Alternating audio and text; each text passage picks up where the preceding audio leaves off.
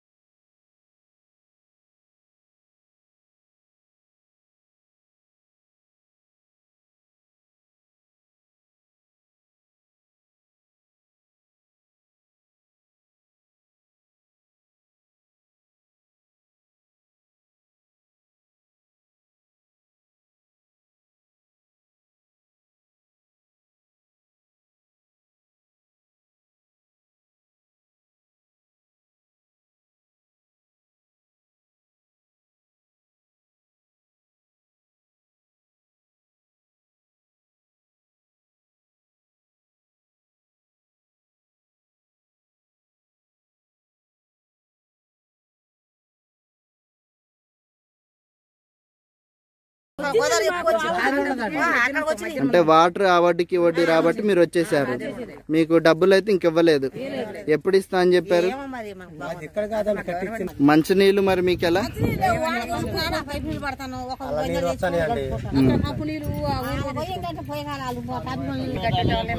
నీ పేరేంటమ్మా? మీదే ఊరు? రేపగుమ్మ. అంటే ఇప్పుడు అక్కడ వాటర్ మొత్తం వచ్చాయి మీ దగ్గరికి? వచ్చిన అదలోడికి ఎదలోడికి వచ్చినాయి. మాకున్న సమస్యలు అయితే నిరుడు అయితే డబ్బులు కూడా లేవు మా దగ్గర, దాటే అంత అవకాశం లేదు. పిల్లగాళ్ళని పట్టుకొని గిన్నె గిన్నె పట్టుకొని వచ్చి ఎవరో ఎట్ల పాకలు ఉంటే ఆయన ఏం చేసిండు, కరోనా వచ్చిందని చెప్పి పిల్లకు జ్వరం తగులుతూ మా మనరావు జ్వరం తగ్గితే కళా పోసిండు మేము ఉండే ఇంట్లో. ఆ బాధ కట్టుకోలేక ఇప్పుడు ఇక్కడికి వచ్చినాం మేము. ఇలా పరిస్థితి బాగోలేదని వాళ్ళు కట్టుకుని ఇల్లు, వాళ్ళు సంపాదించుకున్న భూమి మన రావడానికి కాలేదు, నెత్తి మీద కొట్టేసుకుని వచ్చినాం అని చెప్పి మేమేం చేసినా పిల్లలు పట్టుకొని ఇవాళ ఇక్కడ దాటిని పోసేసిన. అది ఉన్న ఊరిని వదిలిపెట్టి అడవిలో బతకటం మాకు అవసరమా? అది దయచేసి మాకు ఇక్కడ వలస వచ్చిన ఎవరైతే ఉన్నారో ఈ గ్రామాలందరికీ కూడా మీరు న్యాయం చేయాలని ఆఫీసర్లందరూ కూడా, ఇటు ఐటీడీపీ కలెక్టర్ గారు కానీ పోలవరం ప్రాజెక్టు ఎవరైతే కలెక్టర్ గారు ఉన్నారో వాళ్ళందరూ కూడా మా ఆయన దయించి వీళ్ళందరూ కూడా న్యాయం చేయాలని మేము కోరుకుంటాం. నీళ్లు తాగుతున్నారా? నీళ్లు ఉన్నాయా లేవా? ఎట్లా బతకాలి? ముందు కావాల్సిన మనిషికి నీళ్లు కావాలి. కాబట్టి మీరు అందరూ కూడా ఆఫీసర్స్ ఎవరన్నా వచ్చి ప్రతిరోజు వచ్చి వీళ్ళకి ఏమేమి కావాలి, వీళ్ళకి రైసు కావాల్సిన సామాగ్రి, కూరగాయలు వీటన్నిటికీ అవసరమైతే ఒక కుటుంబానికి ఒక 20,000 30,000 ముందు అదనంగా ప్యాకేజీ కంటే ముందే డబ్బులు ఇవ్వాలని మేము కోరుకుంటున్నాం. ఉన్నాడో వాళ్ళ అకౌంట్ లో నేరుగా 30,000 రూపాయలు వేయాలి. ప్రాజెక్టు పూర్తయి ఖాళీ చేసేంత వరకు 30,000 రూపాయలు ఒక కుటుంబానికి అయితే ఆ ఫ్యామిలీ బతుకు.